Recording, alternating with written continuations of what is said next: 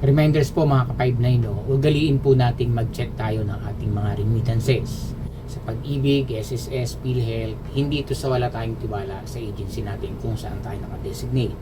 Ang sa atin lang siyempre, maprotektahan yung ating mga karapatan prior doon sa kinakaltas sa atin. Kasi may mga cases na ganito po, kasi galing po ako ng Pag-ibig, ganito pala yan.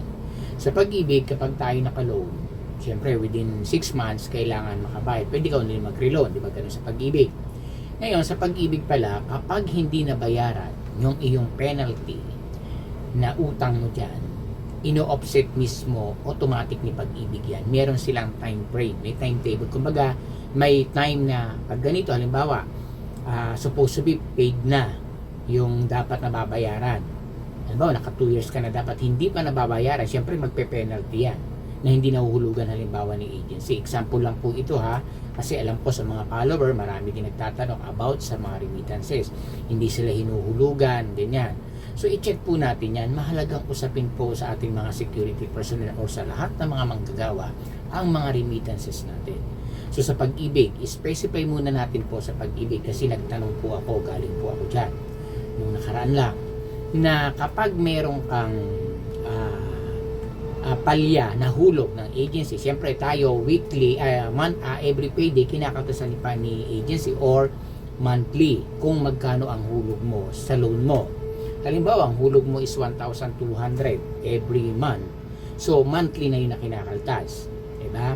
Ngayon, kapag hindi nabayaran ni agency, siyempre magpe-penalty yan kasi meron din silang tamang oras din or panahon na dapat nakabayad sila kasi pag hindi, ipe-penalty sila ni Pag-ibig.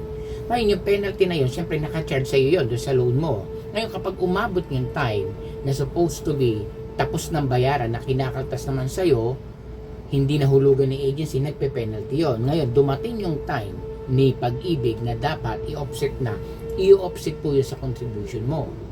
Kaya magugulat ka, bakit ganito na yung contribution ko? Ganito. Hindi mo alam na offset na supposed to be ang liable na magbabayad niya is yung agency natin.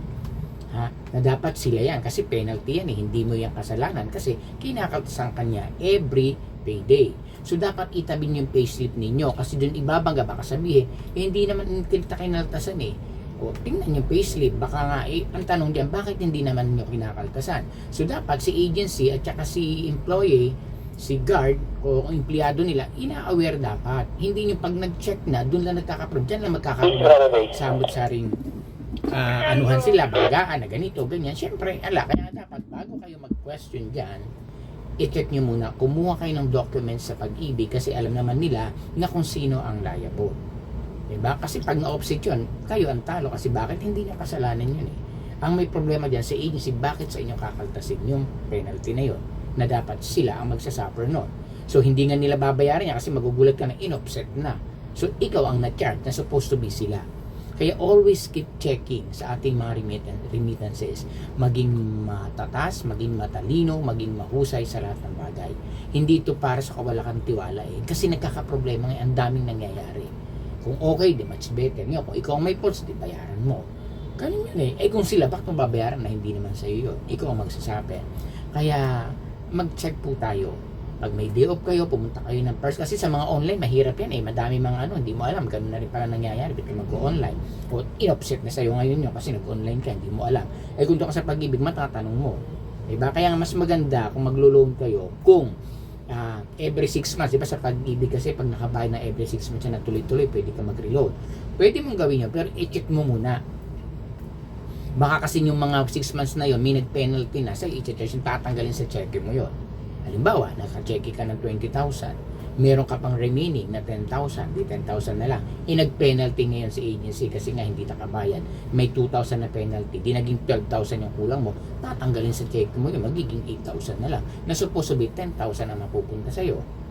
Diba? So, iyon ang dapat nating tignan. Ngayon, para mas maganda din, bayaran mo muna ng buo kung kaya naman.